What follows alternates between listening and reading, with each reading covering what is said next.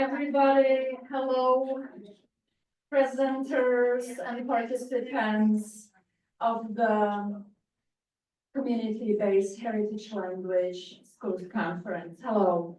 My name is Jitka Sibek, and I represent Czech language, Czech and maybe Slovak if my colleagues let me. And you said Czech, Slovak, what is the language? Well, there are no small languages, yet not that many people speak Czech nor Slovak, but still. As we keep hearing from our keynote speakers, we need to feel confident. And that's why I will try to show you that even Czech and Slovak school teachers can be confident. The main maybe idea of the school is how to keep our middle schoolers and teenagers at school as long as possible. So yes, of course, it's the whole path, how to teach, how to sustain our Czech and Slovak school, and actually how to reach the goal together with our students. And again, it should be teenagers. And I would like to just touch some of the fields that altogether has helped us reach the goal. And the fields are mentioned right here. And yes, if you look at the list of the factors that help again here on this page, you can say, sure, yes, I know the teaching material, of course, it has to be updated, it has to be appropriate. Yes, teachers, of course, we need teachers that like share resources. We all could add something, right? We all do that. We all keep, the list of what to do. And I just wanted to touch something that we also do. So for teachers, we make sure that we have resources and that we educate our own teachers. So here are 3 web pages that we use. For teaching material, we just have to realize also for the fact that our kids come on Saturday, teaching can be done through tasting ethnic food that we cook for them, and they comment on it and everything. It does not have to be just the vision of holding a textbook. We know that, right? For teenagers, it does not have to be the kind of humiliating drive on Saturday morning when teenagers, the big teenagers, join the small kiddos. We offer them to learn the language online when they say, and it's it's Wednesday from 8 till 9 p.m. That's when we teach teenagers. So it's little sample how we work, and it's interactive, and they like it. It has to also be the community among the parents. If parents don't look forward to going to the heritage schools and maybe helping with fundraisers or just chit-chatting together, then we lose one of the key components. My Polish colleagues might recognize whom we invited to our Czech school to entertain teachers. Of course, especially for the teenagers, we need to keep motivating them. And that's also by writing articles about their successes, and especially the focus is on seal of biliteracy and reaching it. So they are proud to take photos and that other people from the community and beyond read about their successes. We all know that, and again, because of our great keynote speakers who keep telling us, okay, data, right? And be proud, don't be invisible. So here I will quickly focus on something what we have been doing. So here it is. Czech language, there are no Czech tests for seal of biliteracy. Yet I would highly recommend educating the community about the existence of seal of biliteracy or the global seal as a very valid goal. So what we did is we kept asking and asking and bugging, and luckily you heard Ayumi Stockman yesterday from the Minnesota Department of Education, who is very much helping us. So she said, if there are no Czech tests, translate what exists into Czech. So I have been translating with the kind help of Martha McCabe, who proofreads, and we have Czech tests. Okay. Then some of the departments of education say we test in 4 modalities. So if the 2 tests are within the Department of Education, where are the 2 other tests? Right here, through Avant. Okay, so what did I do? With the help of Martha, edited the Czech tests, and I'm testing and rating because right? So I also rate for all Czech students who are within the US. You can do it too. You can do it too. So if there are no tests, bug, translate, assess, do everything. Okay. What else? Oh, as Ayumi said, and again, here is her name. If you know of Czech schools, the tests now from Minnesota are shareable with any Czech schools within the US. So you bug your Department of Education, so they contact Ayumi, they just sign a document that they are sharing the test, and your Czech speakers can be tested in your state. You can do it too. So yes, I'm a teacher, so I'm giving all of us a homework, and it works. You could hear that from Christine last year when she had her presentation here.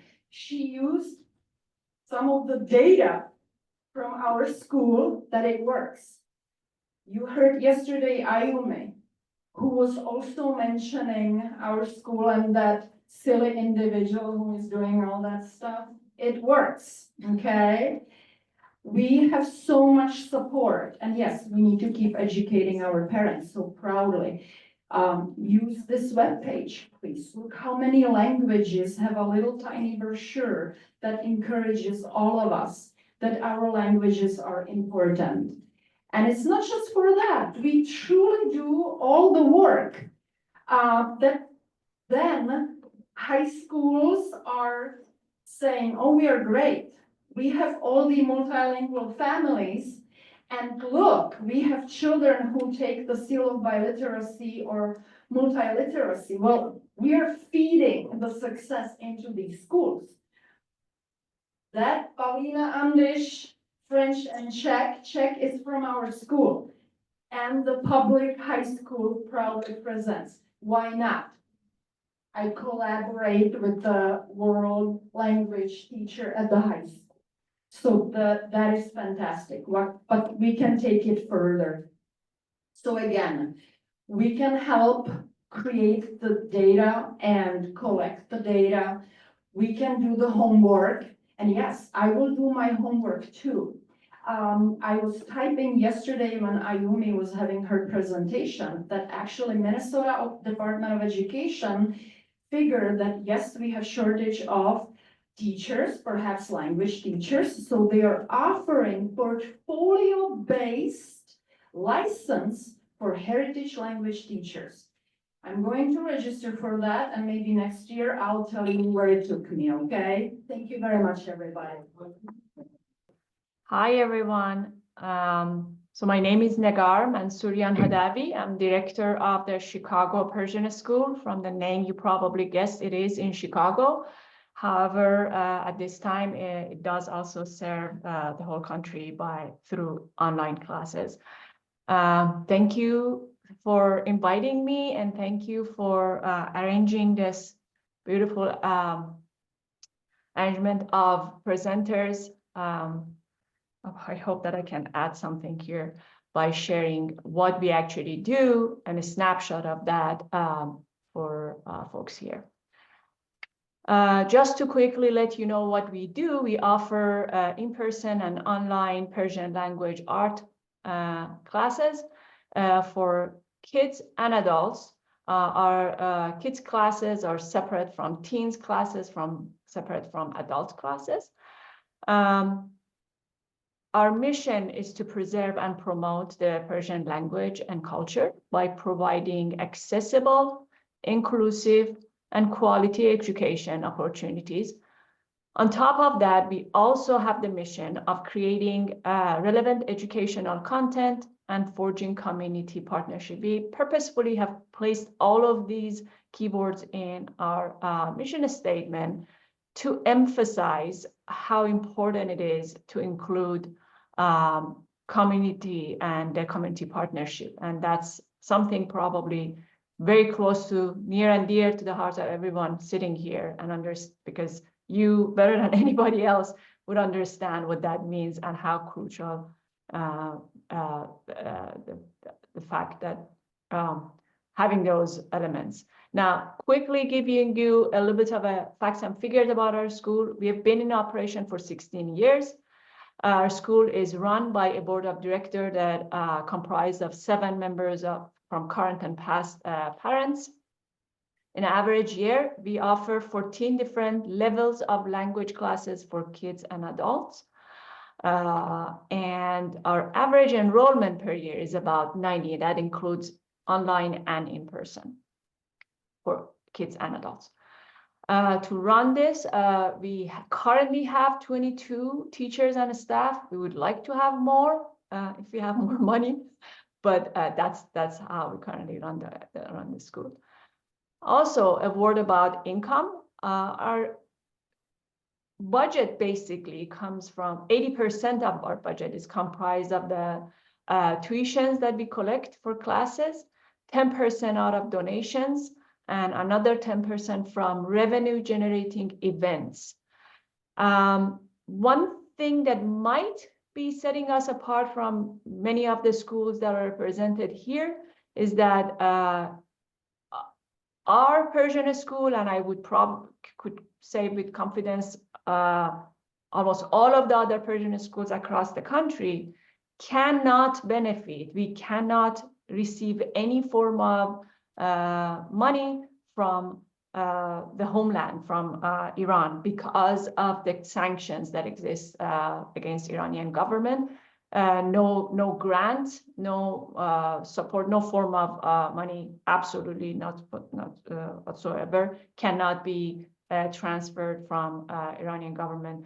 We can't apply for any type of grant. We can't receive donations that could come from Iran. So that, while it might put us in disadvantage as far comparing to many other heritage language schools, but also maybe an accelerator and a catalyst of increasing our reliance on strengthening that community bond, that relationship that we have to have with our own immediate community, so that we can survive financially. And that has worked so far.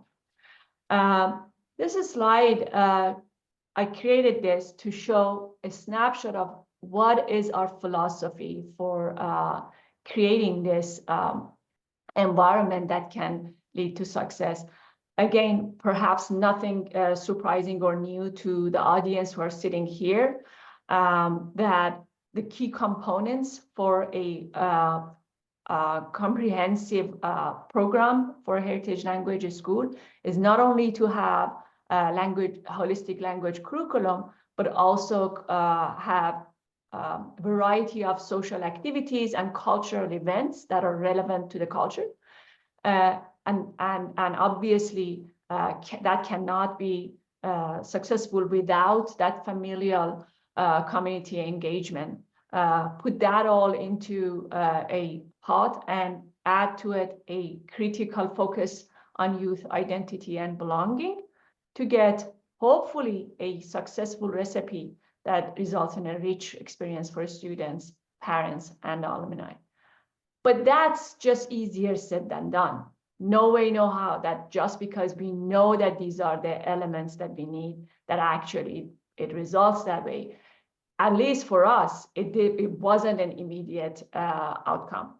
So after 16 years working at it, I would say this is what I created this pyramid shape diagram to tell you what we think after 16 years of working through this, that what actually resulted in some success with engaging community at a level that really benefits the school.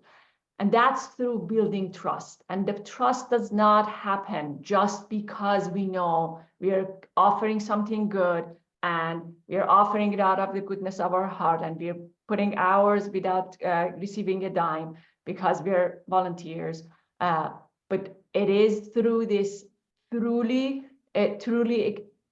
step-by-step building of what I would say the first line being the first layer being that strong management system, well-defined policies, marketing and visibility. Then on top of that, resources and teacher training to build what is at the end, at the top of the pyramid, is the user trust and satisfaction. Who are the users? They're the students, kids and adults. They're the parents, they're the alumni. And until we don't have all of this in the bottom, you will not get that trust. You definitely will have it at minimum for, I'm sorry, going back here. But until we do not invest heavily in this tool for initial layers, we will not get to this parent satisfaction that can actually engage their time and investment. Now, I'm going to say that those first, for just to have a deeper dive under these first two layers, I would say I call it scaffolding for success, because that's what we did. At least I hope that that's something that resonates with everyone else here. We had to invest in modernizing our curriculum, a curriculum that actually speaks to second language learners, kids who grew up in a country aside from that motherland, are not immersed in the language, therefore need a curriculum that speaks to them. Needs a curriculum that relates to their daily life. And of course, it would have to be fun. We invested heavily in teacher training. We do not use parent volunteers as teachers. We actually do not use any volunteer for teachers. If there is one person that gets paid, it's the teacher. So that we can also ask them for high quality performance, and we actually invested in creating that high quality training that we can then refer to them and ask them, basically a principle of accountability. We had to clearly define our policies and adhere to them. And I say this, I don't know how, I wish I was there in person and I could have a chance to chit chat with other colleagues from other schools to know how much of an issue that is with other heritage schools. But we found out until we did not very clearly define our policies and posted them on the website and adhere to it literally to the dot, we would always be at a situation that one parent wants us to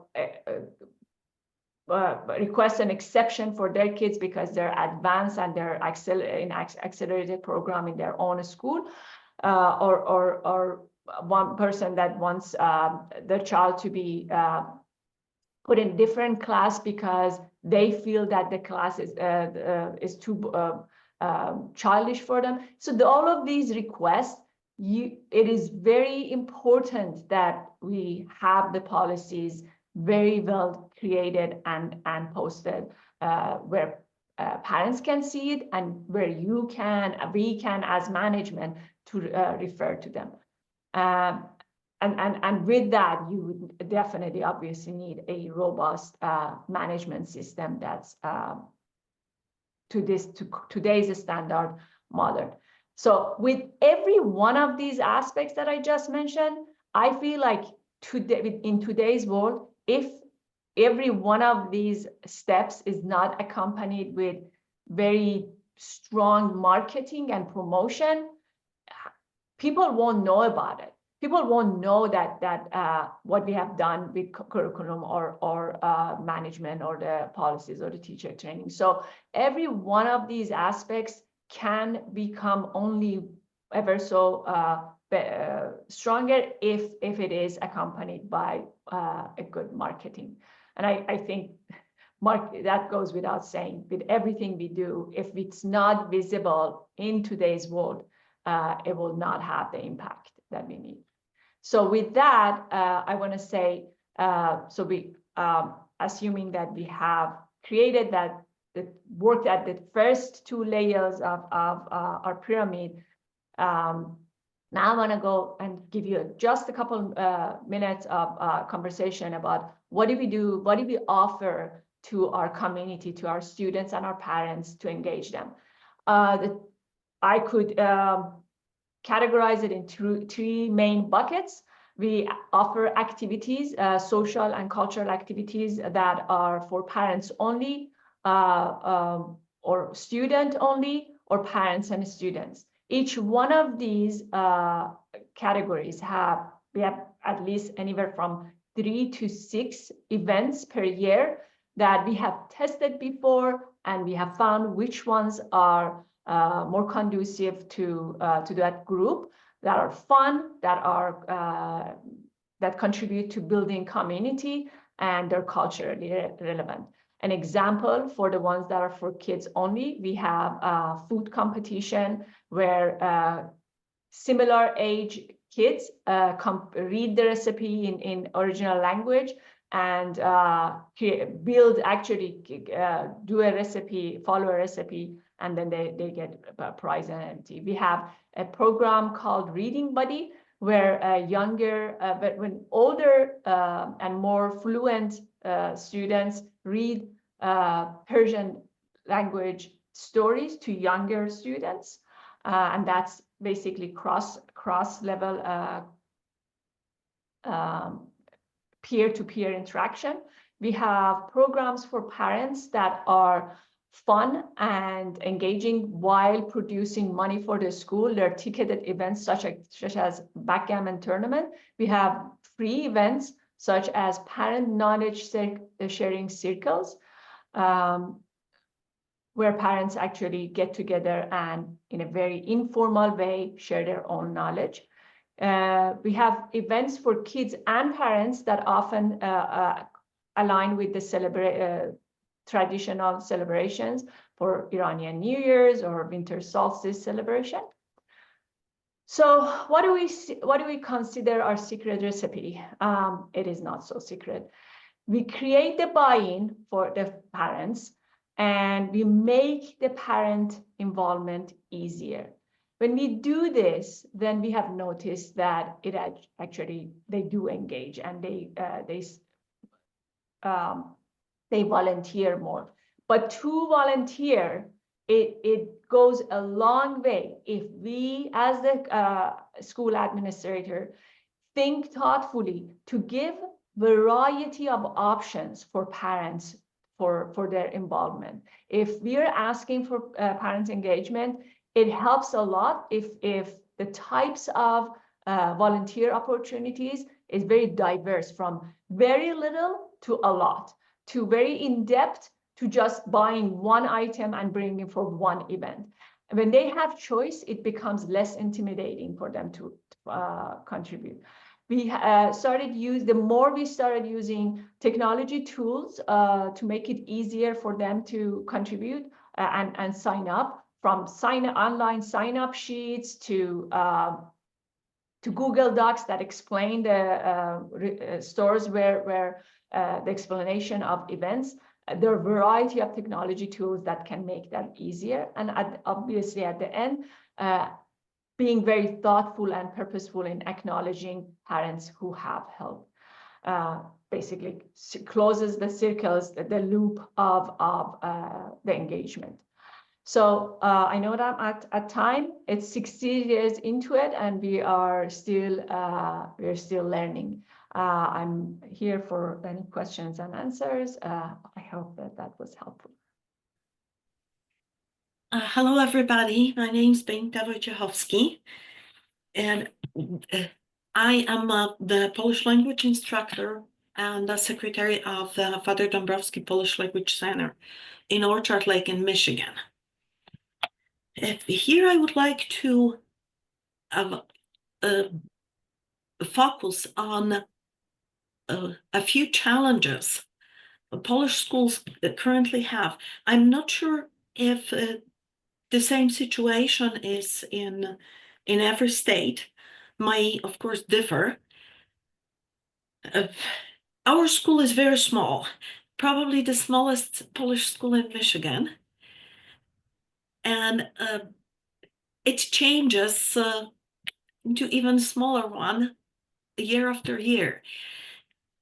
Here are the reasons for that. There are less new Polish immigrants arriving to the US.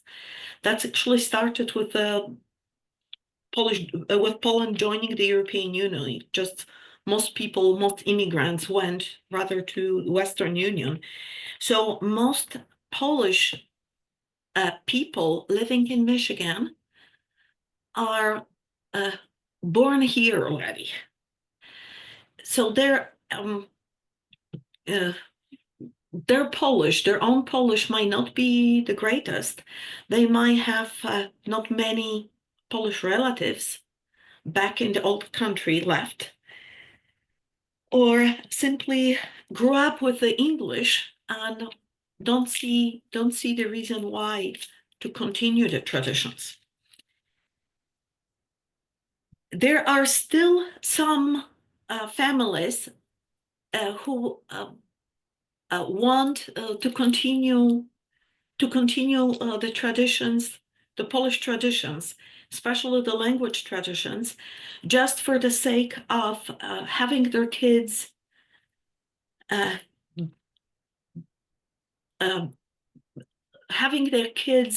enrooted in those traditions.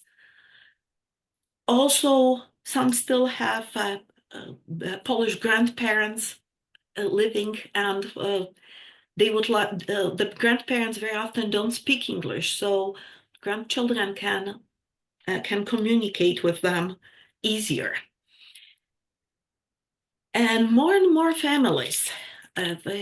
With this point, I would like to stop for a little longer, because more and more families speak only English to their children.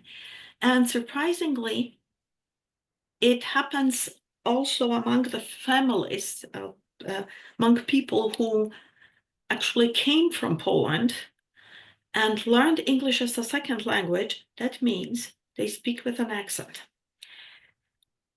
This is one of the biggest challenges. I understand that parents want their children to integrate with other children in school.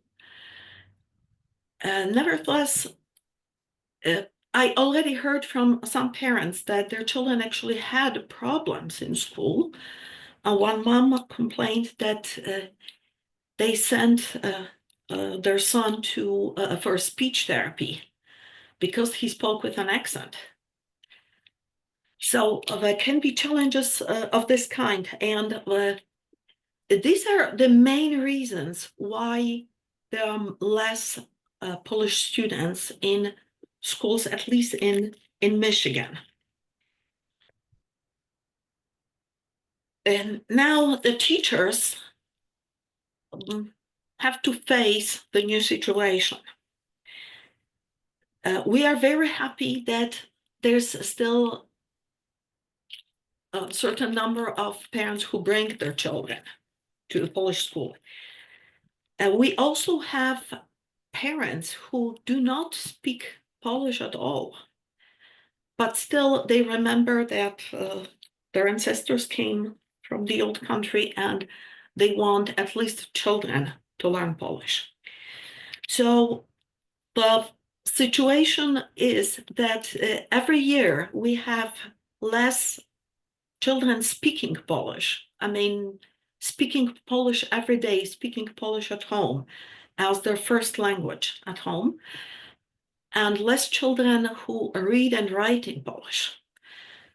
So every year we have to open new classes where we teach English-speaking children or those who speak a little bit of Polish as a foreign language, as a second language. This is, of course, more challenging because those children are not necessarily doing it willingly. Usually it's because my grandma told me or because my mom told me. So we have to do a lot of work to make it fun and enjoyable to them and to convince them that they cannot go wrong with learning another language, with speaking another language. And with older children, it is easier with teenagers because many of them are eventually going to for the seal of biliteracy certificate. So they have a strong motivation. And our school also prepares for that exam. We try to take the opportunity of having the group small to create a strong community around the school. And I have to say, this is definitely a great success. All our parents know each other very well. Many of them became friends just from sitting in the hallway and waiting for their children to get out of class and just talking. Many of them became friends. They meet after school. They meet on weekends. Their children play together. And they met in school. What is very special is that it is that after classes, sometimes even for an hour, those families still stay. Classes are over and children run and have fun and are playing outside or inside in the hallway easily for an hour or more. Parents are sitting there talking or going to the parking lot and not leaving it until another hour passes. And we have school, we hold classes Friday evening. So we're talking about 8-9 o'clock p.m. And they still want to stay longer. So this is to us, it's a sign that it works. Then having less children allows us, I'm not saying that it's good for the school to have less children. No, it's certainly not good for the school. Because we still, of course, face having less children. We face, for example, financial challenges. Sometimes also it's difficult to regroup the students, so everybody is in the right class. Sometimes we have even a few years difference between students in one class, but they have their Polish is on a similar level. So these are additional challenges, but because there are less of them, we don't have big classes, we can address the needs, individual needs of each child. And here, one of the new things we had to learn as teachers was that sometimes if we have, for example, 9 years old and a 5 years old, both of them speak some Polish, so their language level is similar, but the young one is not able to write yet. So we had to learn how to prepare 2 different sets of assignments, 2 different lesson plans, and teach them at the same time. So it was hard, but we got used to that already. And sorry, I'm afraid I skipped one most important challenge. Sorry, I scrolled too fast. And with I wanted to talk about this one a little longer because I don't know how it is in other states. In Michigan, it is pretty strong. There's a strong trend. I heard about it from different sources, from reading books for teachers, from going to teachers' trainings, and from directly from the parents who heard it from teachers, their children's other teachers. There is still a strong belief that children who are bilingual from the beginning, who speak their parents or their ancestors' language at home, that they are behind. And this is said openly to the parents. Many parents, unfortunately, believe that. Yes, it seems to be a challenge, but as we all know, children, especially little ones, just absorb another language like a sponge. They suck it in. They learn not by memorizing words. They learn by repeating after their parents, by hearing the language at home. So to them, it is not really a challenge. It's just if they grow up with that, this is totally natural. I've done some research, and if anyone is interested in more details, I will provide my email address in the chat box, and I can send links to the websites I researched. And to be fair, to really focus on the truth and to find that truth, I did a research on both beliefs, that it's good for the children and it's not good for the children. And I'm sure that after reading those articles, you will be able to make the judgment yourself. And I am pretty sure that you will say, yes, raising kids bilingual from the beginning is a good thing. One of the arguments against speaking a heritage language to children was that there is a different way of thinking characteristic for each language. And that is true. There's a totally different way of formulating thoughts in Polish and in English. Of course, but there's also different, your brain also works a little different. You have to have a different approach, for example, to science, to literature, to social studies. So is learning math also bad for the children? No. They are simply, it's not that they are learning the heritage language does not take away from English. It just adds. So in addition to learning English in school and talking to other children, they learn that additional skill. So in fact, it widens their learning ability, not limits it. And I here I also pointed to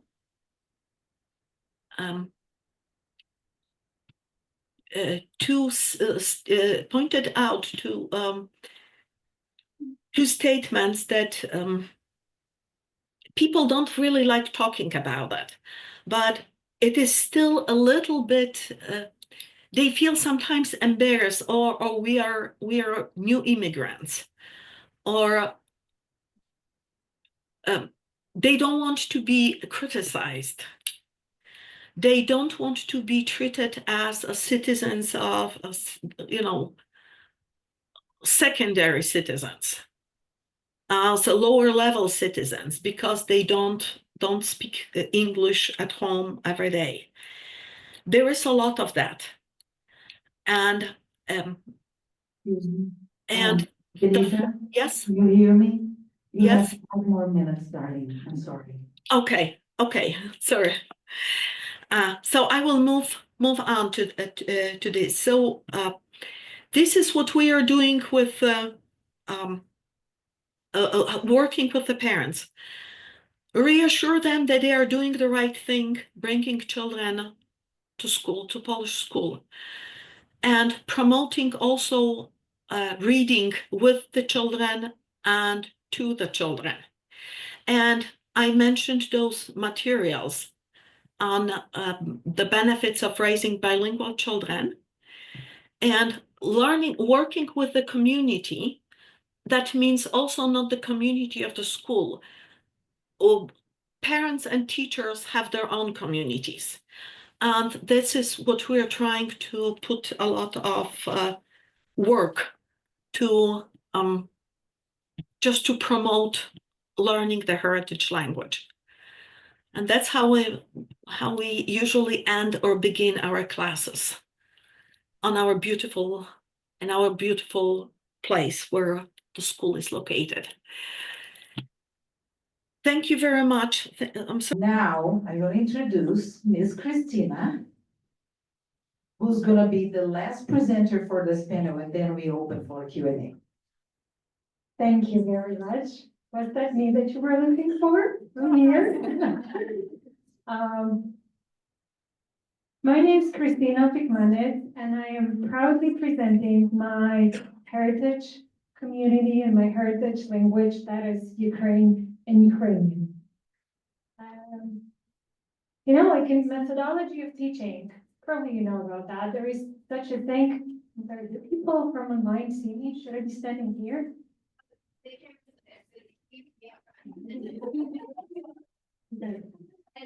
I have to move, I can't stand still. I know, so in methodology of teaching, there is such a thing. Before you teach to someone, learn who you're teaching to, learn like students' profile, know your group. So I'm Ukrainian, and I want you to know my group, to know my people, because you probably heard of Ukraine already. You've been hearing about us for 3 years, but guess what? We've been out there for more than 1,000 years as an independent culture and nature, a nation. So we are Ukraine, know that, because we're independent and sovereign. I have problems saying we and us and them. I'm always lost in between where am I, so I'll be talking about this. So right now, I'm a Ukrainian American, but right now I'm in Ukrainian shoes, and that's why I'm using we. So we are the biggest country in Europe, geographically and by population. Regarding population, I'm sorry, I can't provide the number at this point right now, because there is this big war and people are dying right now. Before the war, there were 47 million Ukrainians. And right now, I don't know, I'm sorry. So 88% of the population in Ukraine speaks Ukrainian because this is our native language. Russian was forced upon us, so that's why we have the rest of, how many percentage, please? Tell me, in the linguist. Yes, thank you. They speak Russian, but not probably by choice, but the history. Ukrainian and Russian languages. Sometimes people hear us speaking Ukrainian, they say something in Russian.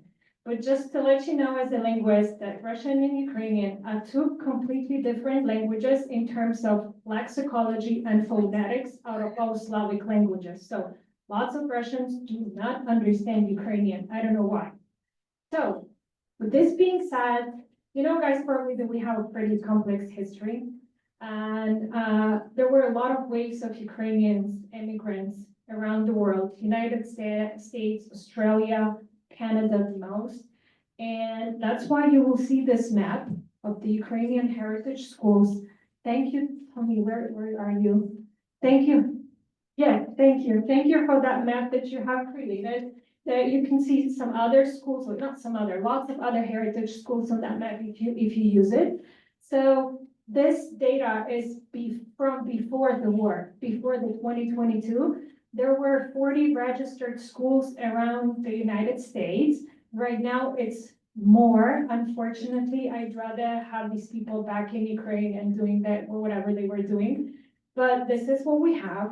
And I'm gonna be talking about pretty interesting things right now, like next 10 minutes, you probably haven't heard before. And you'll be impressed by some of the data, but not because we're such a cool community and we're doing we know how to manage our students and everything is perfect. No. We have the same issues, the same problems that you guys are sharing right now, and I hear it. We're in survival mode, and we've been in survival mode for centuries because of the neighbors that we have out there. And the question is not the territory, the question is Ukrainian identity and culture. That's why we are so obsessed with education, with cultural knowledge. And even though I know families that do not have books in their homes, like little libraries, you know, even shelves, they make their children read. You have to read in Ukrainian, you have to know about your ancestor, you have to talk to your babusa, which is grandma, in Ukrainian. No way, I'm not listening to you. I don't want to go to school on Saturday. No, it's out of the question. So we do drag our kids to school. That's the totally normal thing. So that's why we have such a situations. Now let me impress you. Our Educational Council, which is an umbrella of Ukrainian schools around the United States, was founded in 1953. So last year we were celebrating 70 years of having a Ministry of Ukrainian Culture Education in the United States, because it all started after probably the First World War, when forced immigrants from Ukraine started coming here. They were elite, intellectual, intelligent people, and UK parents are obsessed with education. Mainstream education and cultural education. I might not know how to read, but my child will be an academic. And you like no options. So this is the organization that has annual teachers conferences since 1953. They have also they've been offering professional development courses for 1 or 2 weeks in the mountain area in upstate New York, where teachers were sharing experience. That wasn't only Ukrainian language. It was literature, culture, geography, history, and the courses were led by professors from Ukraine, and they also became professors here. So they were, which is very important for us, bicultural, because have you ever heard of borscht? What borscht is, Ukrainian borscht? That's the soup that has all possible vegetables in it. Everything is there, and the beetroot is the important thing. So we Ukrainians believe in the power of variety. Because for many years, the Soviets were telling us you have to be unified. All gray or all yellow, that's cool. No, guys, this is not cool. This is why I think America is such a strong country, because it becomes strong when it integrates the variety in it, because the variety and understanding and respect gives us power. That's why we are still standing, I think, because when the big aggressive neighbor attacked us, we figured out that we strongly on when we are united. That's why thank you, Professor, for opening this session this day with this idea, because it really works. So that's why this organization was created, and it's still up there. Not as functional, I would say, to be honest with you, as we would like it to be at the 21st century, but this is there and still working. So they have printing house for printing educational materials for heritage schools. The sad thing is, the last time they updated the program was 1981. So I'm very respectful to that program. It's a little bit older than I am. But still, it is there. So it's now our turn to pick up those programs, to cherish the heritage that these people gave us and modernize it. This is what we do at our school in New York, and I'll be talking about it in a minute. We modernize the program because we had so many books from Ukraine, publishing houses, beautiful books, textbooks, not working. They are not working for us because our kids are not learning Ukrainian as a native language. They speak Ukrainian at home because it's a must at home for the majority of them. Yes, I have 2 more slides, that's okay. Yeah. But they are textbooks, they are like literature, does not work for us. And probably the same thing with you, that you've noticed that the books from the mainland does not work, right? So we have to create our own materials. And yeah, I'll be talking about the generation of Ukrainians. We also have the educational magazine that we share between the schools. It's a must to buy and sign up for it at this point, but we do have it. So let me tell you about our school in New York. We are celebrating 75 years of operation this year. Yes. Thank you. It all began from the courses. A group of parents, intelligent parents, wanted their kids, the classical case.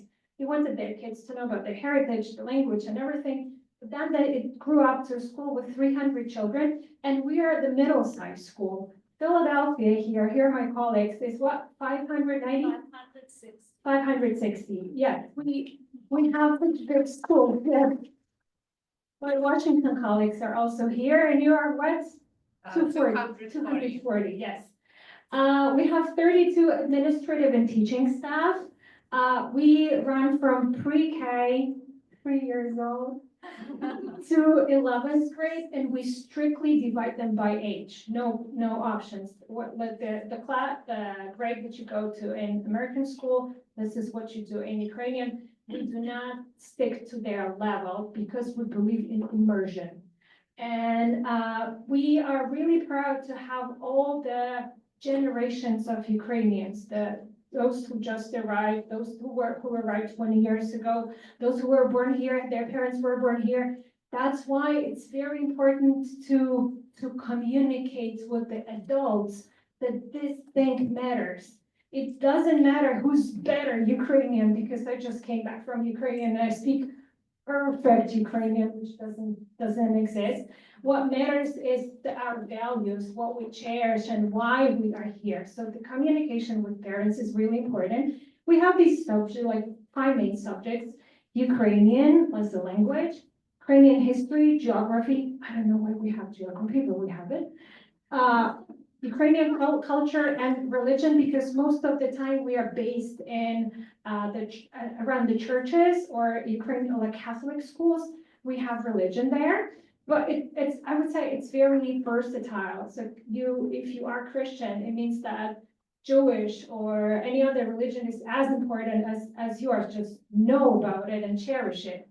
We have our own library with modern books. It's just 4 shelves, but these are all modern books and they smell fresh from printing. We purchase the books from Ukraine and kids come to pick up the books. I don't know if they read, but the moment when they pick up the books, like, I'm gonna read this. It matters a lot. And we have lots of cultural activities after school. Ukrainian community is crazy about it. It's festivals, food. We have Ukrainian Scout organization, dance, soccer, art, theater. Think about it, like everything. And this is for Saturday. So you can understand why kids don't want to Saturday to come because it's all packed with everything. And our vision, this is the triangle. And it has to be this way because if one angle is not working, the other one is going to fall as well. Children are on the top because children is our everything. Teachers and parents, and this is crazy communication, especially between these two. Because parents, they understand that we're coming to school, that's obvious, right? But why are we coming? What exactly are we doing here? So we communicate the vision. And the vision is that you were born here, you feel you're Ukrainian, I appreciate it. You just came, I appreciate it. You speak different language than the person that were born here, I appreciate it. And we are all, I appreciate you being here, all of you. And God forbid you start fighting here. This is not the place to fight, this is the place to unite. Then the most important thing that we've been doing for 5 years, we started explaining to our parents about the identity. This is what I started talking, who am I? My colleague, the principal of the school, because I'm an assistant principal, is like, he was born here, 2nd generation. For a couple of years before my 20, I was considering myself Ukrainian. But when I came to Ukraine, I understood I was American. And then I was like, who am I? And the answer is easy. You are American Ukrainian because you cherish the values of 2 cultures. So the values is the key point. You belong to the people that you share values with. And this is what we started talking about this to our parents and they felt relieved. Like I finally can explain to my child what it is. So, what did I do? Okay, so these are our approaches, what we do. The communication is very strict, very clear. And we send this message to our parents every year. This is who we are and this is what we do. What do we do, guys? We learn Ukrainian as a heritage language. What is it? We do not learn Ukrainian as a native language where everyone is because I hear it from everywhere. We are not native speakers here. I mean, our kids are not. We do not learn Ukrainian as a foreign language where every out of 4 skills is developed simultaneously. Why? Because our ears are trained to hear the language, but our mouths do not function properly. That's why you are in the school, so that mouths function properly. We do not teach them like about their identity or everything. Kids know about this. They are proud of it. They are missing skills. That's why if we come back to the age division, we don't have this level division because we're all here to stay together, to learn together.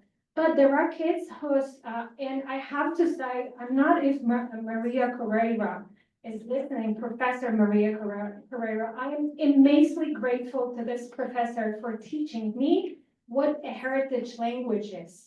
And please read her works. These are amazing works. This will explain a lot how to approach your school, approach your parents, and most importantly, approach and work with your kids. The vision between heritage and foreign language. Only this year, we got a class of students. They're basically laying on their tables for 4 hours on Saturday because they have to learn Ukrainian as a foreign language, meaning reading, listening, speaking, and understanding is 0. Heritage learners, reading, speaking, yeah, I can say something. Listening is very good. They probably 80% of the time they understand what you're talking about. Writing, forget about writing. Who knows? Who cares about writing? This is our students. We can't kick out those whose four skills are zero because they're still Ukrainians. That it's not their problem that they don't speak the language, right?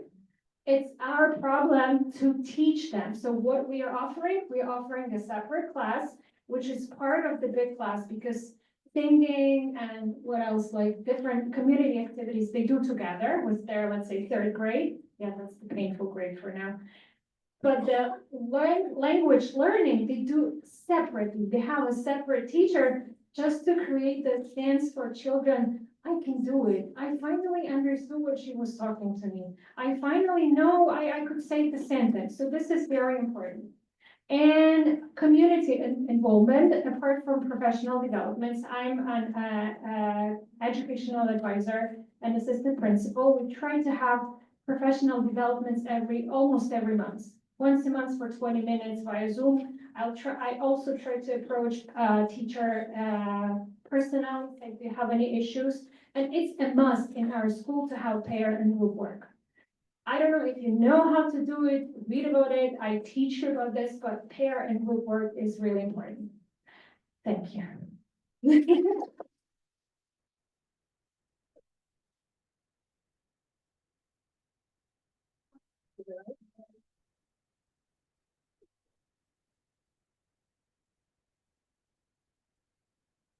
So we have like 15 minutes for Q&A.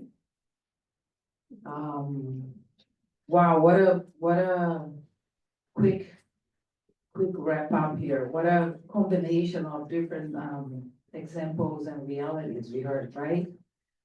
We did not plan it to be, but I think Christina summarized rather beautifully a lot of the challenges, but also the beauty of our work of remaining a big pot of A to Z vegetables, right? I love that. I wanna try that soup. So the idea is we're gonna focus, online people will later interact with online presenters if we have quick networking time, but we can take questions from the people on site and from the people online, just making sure that's clear. We have separate microphones here. Any questions that anyone, oh, wait, it's a question for somebody online. They can, How do we? it's for someone online, so ask the question and then the person online can unmute. Okay. Mark, do you have a mic? She wasn't.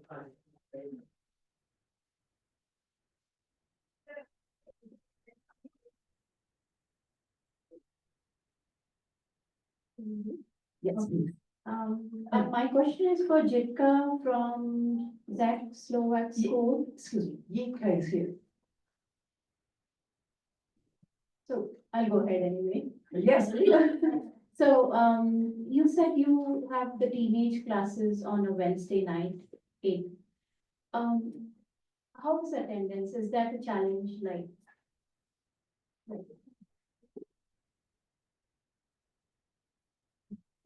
Thank you for the question. So I also teach during the week.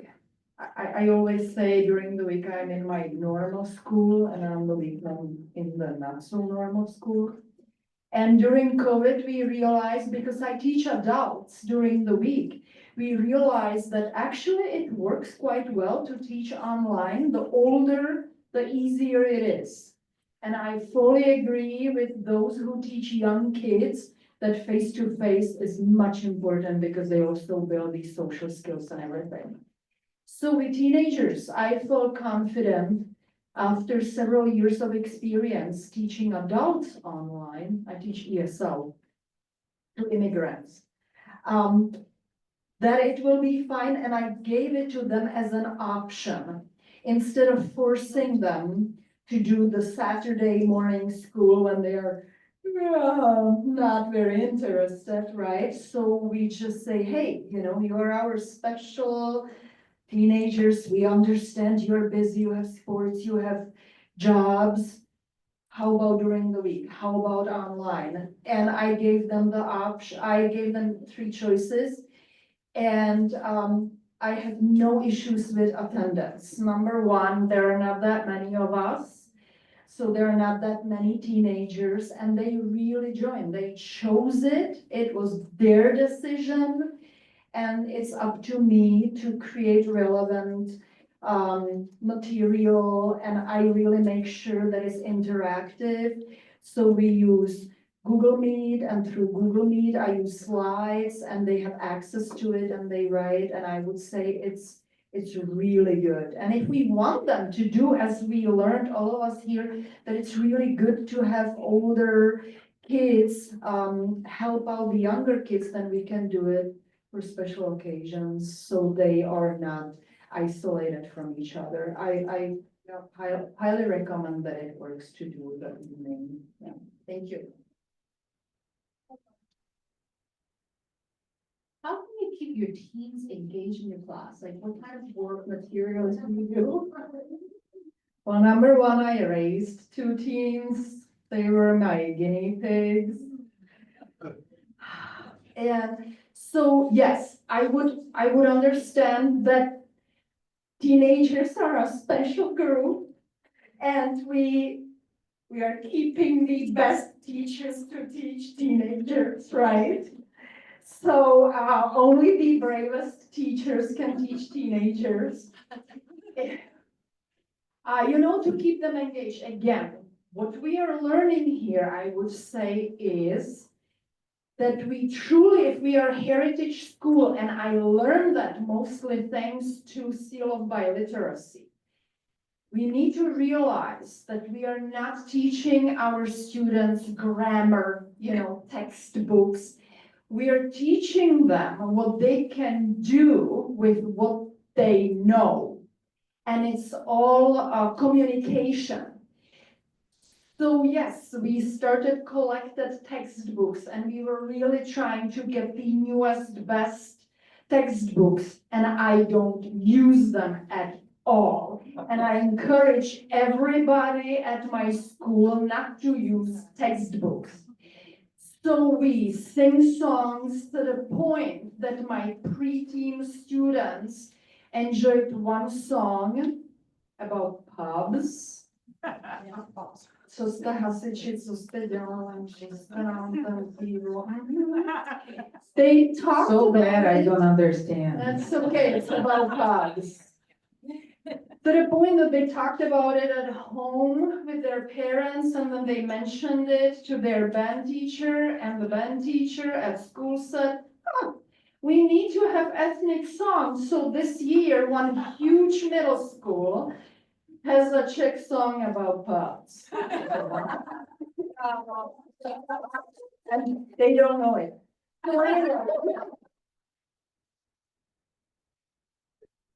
So it has to be that way. If you go on Czech and Slovak school Twin Cities, you will see photos how I happily humiliate myself there to make my teenagers, feel okay that even the teacher can have teeth full of chocolate because we are tasting something and they have chocolate on their teeth, and I quickly do it too and let them take photo of me. So, we learn through songs, we learn from reading books, and that's difficult because, again, heritage learners don't have the vocabulary that native learners have.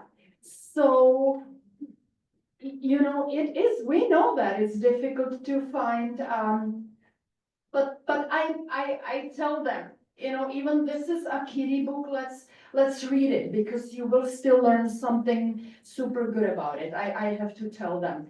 And so we do books, we do songs, we do activities, we interview older generation. We just don't need textbooks, we don't need to drill them, we don't need to make them bored.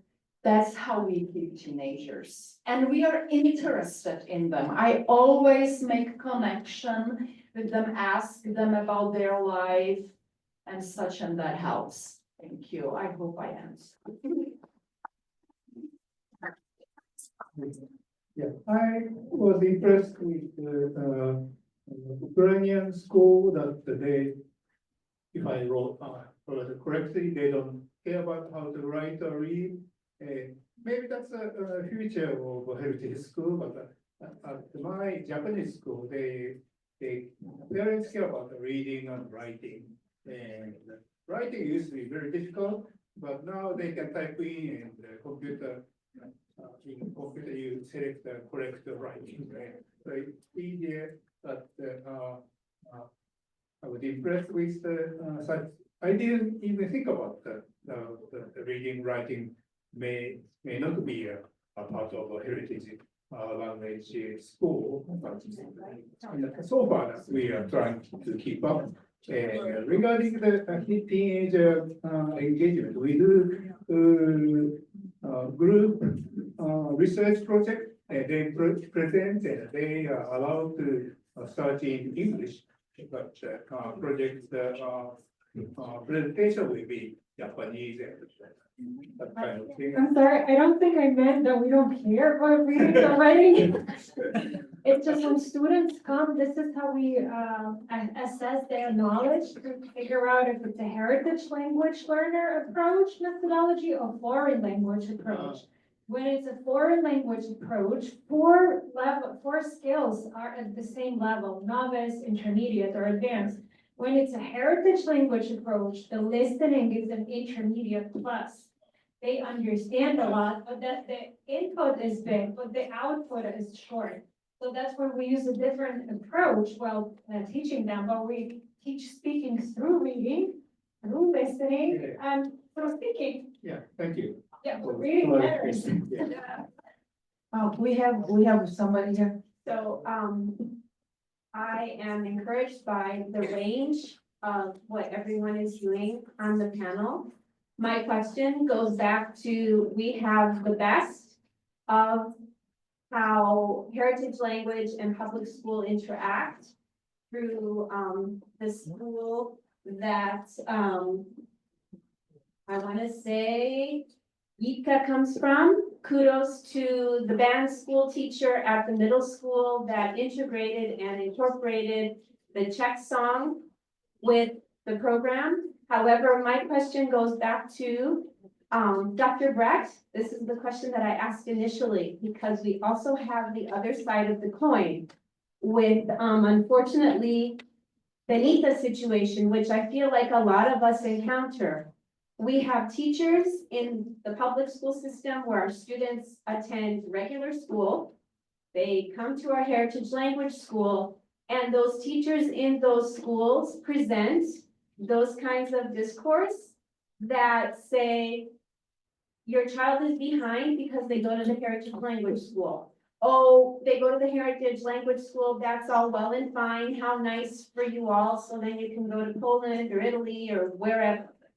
My question is, how do we bridge that gap? Because there's no still, I feel, within teacher education in the US and even in Canada, that addresses the issue of how a teacher interacts with all of their students in their class, not only the ones that come in not speaking English or French, but those students that are learning a second and third language after they attend mainstream English class. That's the part that I would like to understand, because that is what, for lack of a better way to put it, maybe most of you don't encounter it, but I feel like there's a percentage of us that encounter that. And we're just too afraid to say it because it's not encouraging. It's kind of a downer. So I would like to understand how we can have that conversation with our mainstream teachers that don't really have much respect or understanding of what it is to have a heritage language learner in their class in a good way. I'm not the one to answer that question. My mom didn't raise no fool. If I were in a classroom every day, I would have some idea of how to deal with it. I never tell teachers how to teach. I'm just not that crazy. But I think everybody's facing this, and I think it's a conversation that is not gonna come from a simple, this is how you do it. There's a conversation gonna come from a whole bunch of people sitting around saying, this is how I've tried this and such, and I'm not sure, there's a simple answer. And I'm looking at a book title now that offers me hope for the future. And it's called Memory Speaks by a woman by the name of Julia Sedin. And it's about losing language and recovering it. This is, and it's not on your question. I'm going someplace else because this woman lost her language in Czech, suffered for it, and went back to and decided to get it. And it's a whole book on how she struggles with her identity. She had it when she was a child. She lost it as a young adult. And now as a mature woman, she's trying to find it again. It's a great read if you have, and it's a direction that I think we need to go.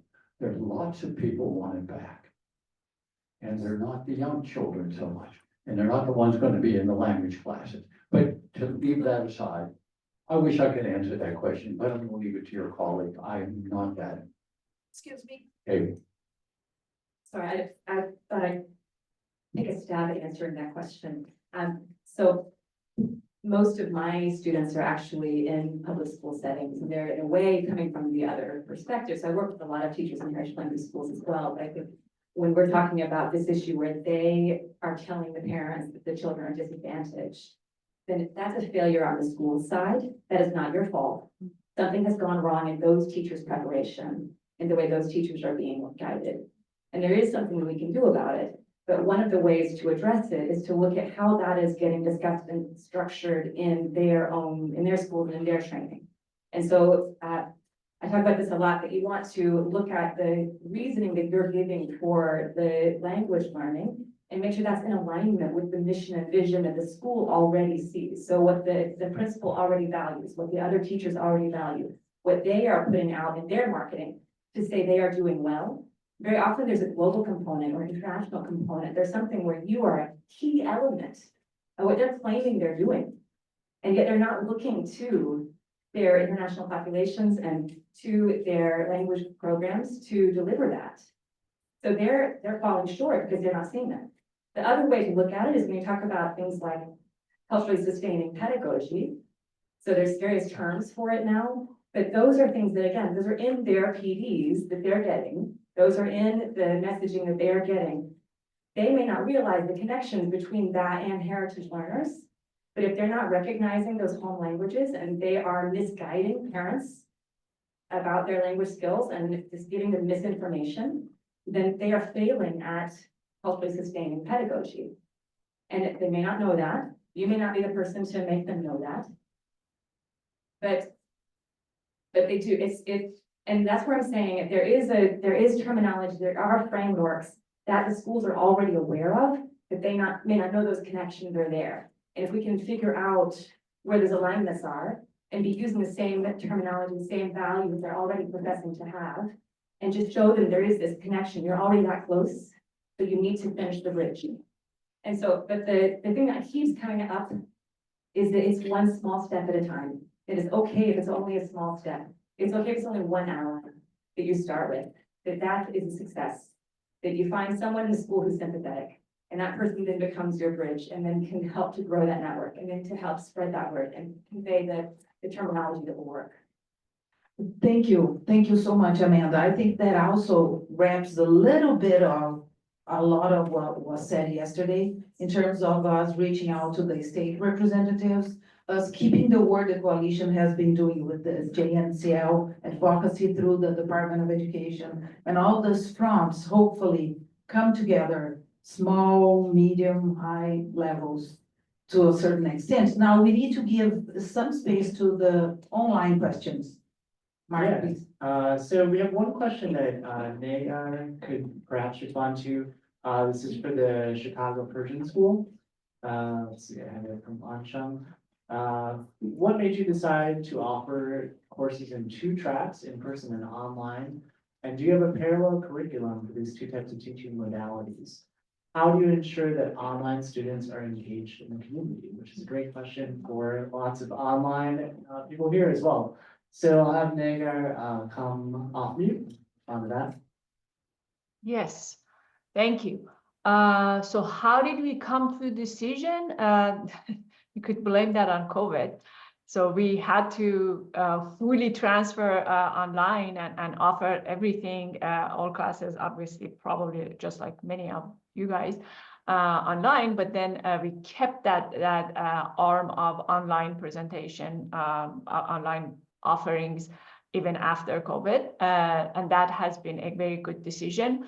So that's how it started. However, we noticed that just like how you guys were saying earlier, with adults and teens, it has the most, it's very attractive for adults and teens because of their busy schedule. Certainly, we don't encourage it actually for younger kids, and we do have an age limit. We do not offer it absolutely not whatsoever for younger than age 7, even 7, we think it's too young. But our curriculum is exactly the same, with the variation of the type of activities that obviously when you're not in person, there are a bunch of class group activities that you won't be able to offer, but we have tried to be smart in using technology tools. So one would be, on top of my head, Quizlet. Another would be Word Wall. And if you have not used it, I would highly encourage you to take a look at this website at a very low cost. You can, I'm gonna pop it in the chat, create a lot of different interactive activities to make it fun for the students to engage in turning learning into game. So overall curriculum and the learning goals are the same for both online and in person. If the students who have signed up are local to the Chicagoland area, we strongly encourage them to participate in any event that are held at school that is open to the community. We actually ask them to come, and 50% of the time they actually very much welcome that opportunity, so that the kids can somehow get integrated to have some sense of connection with the school community. Thank you, Nagar. Just one small note that I should have noticed before. When we get the mic to ask questions or answers, we have to introduce ourselves because online people cannot see. So it becomes a little weird. Sorry, guys, online. We're always learning with this. And the website that she mentions is wordwall.net. Is that right, Mark? Yeah, right? Yeah, wordwall.net. That will be on the recorded materials and all that. We have more questions from online, no? Yeah, one going a little bit farther back from Tatiana. So this is, if there is no formal program associated with the textbook, how is it better to form the curriculum? So I'm not sure who that might be best to read.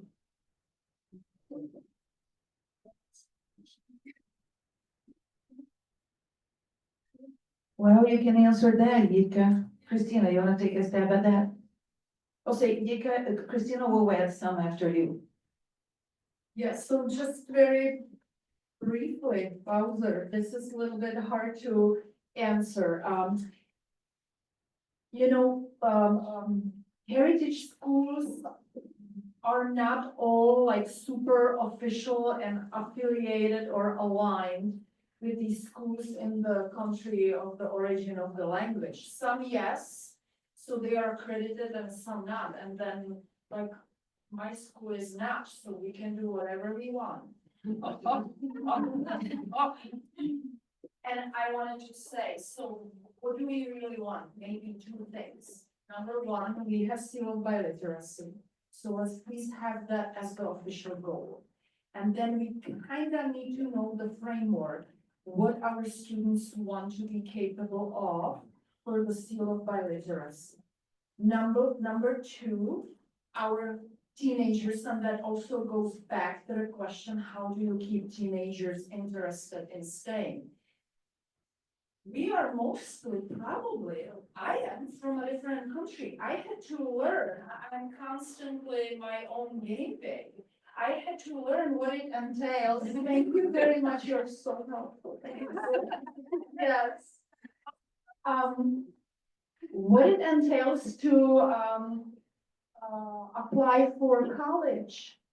We have to keep educating parents of our students, perhaps teenagers, that it is so important to stick to the heritage school as long as possible. Hopefully take the seal of biliteracy even if you don't pass it, because that will show your grit, and colleges want that. Besides, the fact that you speak on, that you're diverse, right? So keep teaching parents and teachers and students, and focus on the teenagers when you have them online staring into your face and really listening. Keep telling them, you really want to do this. You are going to apply for college. You want to be chosen for the college, and the heritage language will help you. I just want to.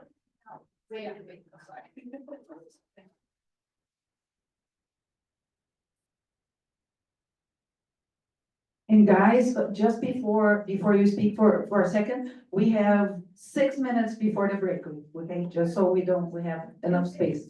It's just really quick, say, how do you prep a teacher in the other way then? Like, cause you don't have a curriculum and you're throwing a big idea out there. Cause I had a hard time doing that for my teacher, like, okay, if we don't do the textbooks, what do you want me to teach your kids? And how do you want to turn your project or your game or your fun thing into? So, I mean, this is a really, it just, yeah, I know.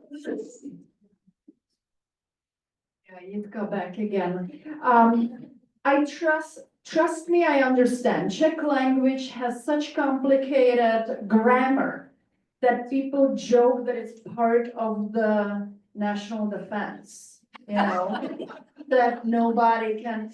So we have the urge, just like in German language, Ukrainian, Russian, the grammar is so, we have the urge, our kids need to master grammar and all the endings. No, okay? So let's really focus, so you can learn, or you can teach through these songs about pubs, and through history and stories and questioning, and the grammar will come with it. And again, I sent my own children into French immersion school, so they are my guinea pigs too. So I would actually realize what it really means to be in immersion school in the US.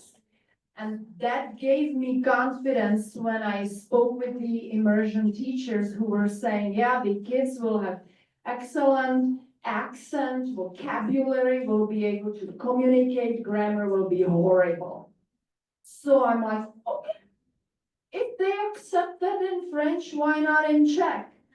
So our kids have excellent accent, vocabulary, can talk, their grammar is horrible, okay? And then I face the consequences when I am assessing Czech avant tests, and I'm like, oh yeah, those endings, the Y and I, okay, but I understand what they are trying to convey in their communication. That's what we want. We want them to communicate, not to be perfect in grammar. So keep reading with them so they have vocabulary. Keep cooking with them and passing the family home recipes on to your kids. Keep doing all the fun stuff that you enjoy, and through that, your kids will learn the language. All will be good. Yeah, if I may add, like really quickly, I don't know who are you? I'm Christina from the Ukrainian school. Everything depends on a goal. Like in Ika's case, the goal is seal of literacy, so you have to know how the seal of literacy work, and so you prepare the kids probably to the test or just to get to that goal. Our goal, we have defined like really strictly communication. Grammar, yeah, I hear you, sister. Ukrainian grammar is crazy. And for some reason, lots of learners are crazy about grammar. I don't know grammar, I don't know cases, I don't know how to conjugate. Why do I need to know it? As long as you're speaking to me in Ukrainian and I'm, yeah, I understand you. Why do you need grammar? And again, it takes time to explain to teachers and parents that grammar is not a key thing. But if you do not know basic grammar in Ukrainian, people will not understand you. So that's why we came to a conclusion, again, thank you to Professor Maria Carrera, that our point, starting point is lexicology, lexics, because heritage language is a home language. Their knowledge of the language that they use is very limited to home language. We have to broaden it. How do we do it? We break the lexical topics. There are so many of them on the internet. You can find from family, friends, vegetables, fruits, to very like abstract ones, friendship, educational systems. So we broke it down from grade 1 to grade 11, and we add one more difficulty every year. So that's why we found texts, and according to Maria Carrera, the text should be in the original language, not adopted. What we do, we add the lexicon, we add the vocabulary to that, and we teach the grammar from the lexical text. We don't teach grammar separately, because in cases of Slavic language, excuse me for the word, it's a suicide. It's not working at all. Grammar has to be connected to the situational cases. So we talk about food. In Ukrainian, you are supposed to talk about accusative case, because this is where we use it. And then you have this magnificent aha moment from kids that we're all striving for. I got it, now I can use it. But again, you explain to your children, and first of all to yourself, take it as your value. We do not teach to the grammar, we teach for them to be able to speak. And speaking is not like speaking not perfect language works as long me as a listener, I as a listener understand you. This is how we work. Thank you, Christina. We have to wrap up, I can't say no to Schumann one, so maybe 1 minute, 1 minute and Yeah, 1 minute, 35 I'll seconds. Thank you so much. I'll make it very brief. I just want to say, all of you are heroes. And really, this is such an important message that I think you need to sing your own songs, because so many of us are worried about kids, and going to college and all of that. But what colleges are looking for? Scholarship, service, and leadership. And think about, for a moment, from the mainstream perspective, we are sort of minorities and outsiders, more or less. I'm not saying that's absolute. However, so, usually who are the decision makers in the larger community? Not us. And in our heritage schools and communities, we are decision makers. We are leaders. The teachers are leaders. Parents are leaders. We need to emphasize that. Whatever we do, we need to figure out a way to frame it so children are seeing we are providing examples of being leaders, and we are providing service to our community and also the community at large. We need to really sing our own song, because kids need role models. And there's no more better resource than role models in their life. And we need to really sort of level up that message and really sing our songs, because all of you are heroes, really, in the children's life. Yes, we are.